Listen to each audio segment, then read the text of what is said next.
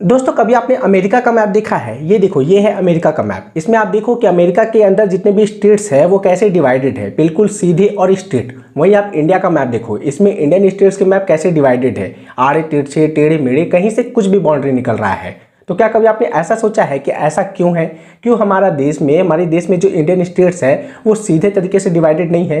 चलो मान लिया कि चलो इंडिया का जो इंटरनेशनल बाउंड्री है वो हमारे हाथ में नहीं था उसको डिसाइड करना, मतलब कि पाकिस्तान वो बन रहा है तो एक वेस्ट पाकिस्तान था, एक ईस्ट पाकिस्तान था, तो वो अपने बस में नहीं था। लेकिन एटलीस्ट हमारे अंदर जो इंडियन स्टेट्स हैं, इंडिया के अंदर जितने भी स्टेट्स हैं उनको तो डिवाइड करना हमारे हाथ में था ही। तो ऐसा हमने क्यों नहीं किया कि इंडियन स्टेट जितने भी हैं उनको सीधे सीधे डिवाइड करते, ज़्यादा अच्छा होता रूल करने के लिए। तो ऐसा हमने क्यों नहीं किया? तो चलिए आज इस वीडियो में जानते हैं। तो देखो, इसको समझने के लिए जैसा कि मैं अक्सर कहता हूं कि हमें आज से करीब 75 साल पहले जाना होगा, यानी कि 1947 का समय, जब हमारा देश आज़ाद हुआ था। तो उस समय सिचुएशन ऐसा था कि इंडिया को डिवाइड किया गया था।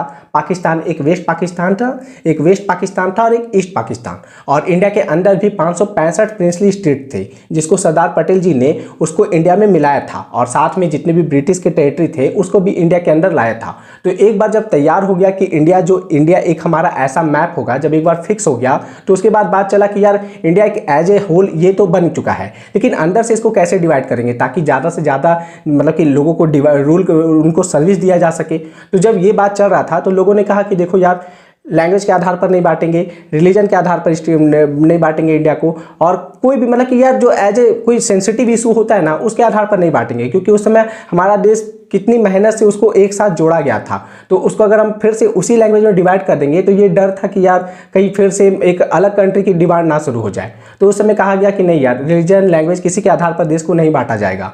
लेकिन इधर ये सब तो चल ही रहा था, लेकिन जो हमारे साउथ के स्टेट थे उनको लग रहा था कि नहीं यार, इससे हमारी आइडेंटिटी लॉस हो जाएगी। और उस समय ये भी चल रहा था कि उसमें बात हो रहा था कि कौन से लैंग्वेज को हमारे देश का नेशनल लैंग्वेज बनाना चाहिए। तो उसमें बात चल रहा था हिंदी का। और अच्छा, इधर ये सब सारी बातें चल ही रही थी तो उधर पोती सिरुमली नाम के एक व्यक्ति थे, जिनका मतलब कि मद्रास प्रेसिडेंसी में उनका जन्म हुआ था।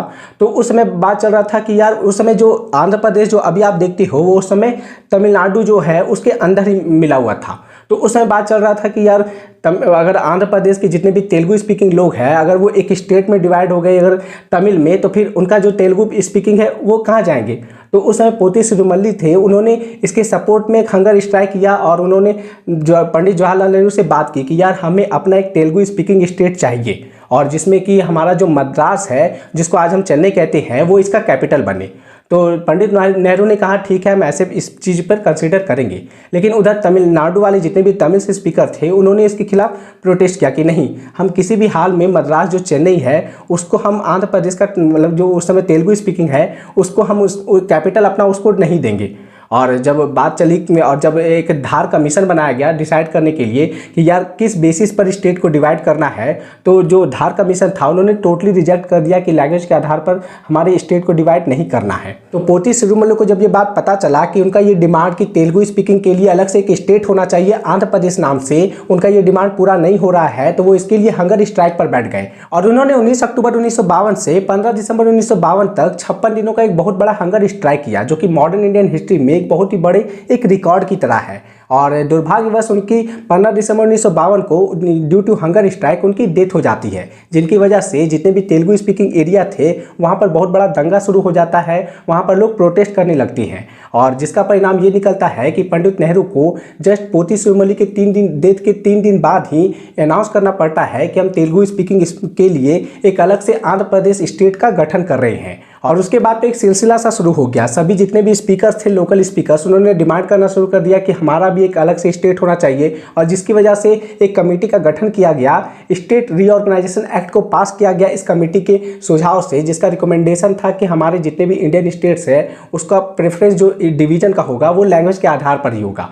और फाइनली हमारे पास जितने भी स्टेट है आप देख सकते हो कि बंगाल का अलग एक स्टेट है वेस्ट बंगाल, महाराष्ट्र का मराठी, आप तमिलनाडु का तमिल, केरल का मलयालम, और आप ये कर्नाटका का कन्नड़। तो ये एक सिलसिला से स्टार्ट हुआ और उसके बाद हमारा स्टेट इसी तरह डिवाइड हुआ। और इसी वजह से जो आप मैप देखते हो हमारे इंडियन स्टेट का, तो जहाँ तक उसका जो लैंग्वेज जो कल्चर वहाँ मिलता है तो वहाँ तक की बाउंड्री को नापा गया है। अगर हमारे देश में अगर सभी इक्वल होते, सभी कॉमन आइडेंटिटी वाले होते, तो जिस तरह अमेरिका का मैप है उसी तरह का कुछ मैप हमारे पास भी होता। लेकिन चूंकि हमारी आइडेंटिटी हर जगह चेंज होती रहती है तो सभी ने अपना अपना डिमांड किया और उसी हिसाब से उनकी बाउंड्री को डिसाइड किया गया और इसीलिए हमारे देश की बाउंड्री ऐसी आपको दिखाई देती है। तो वेल ये छोटा सा वीडियो आपको कैसा लगा, इसका इन्फॉर्मेशन कैसा लगा, प्लीज़ कमेंट में जरूर बताना। और ये पूरा वीडियो है, ये स्क्रिप्टेड नहीं है, तो आप बताना कि ये बिना स्क्रिप्ट का जो वीडियो था वो कैसा था। तो चलिए मिलते हैं आपसे अगले वीडियो में। बहुत बहुत धन्यवाद।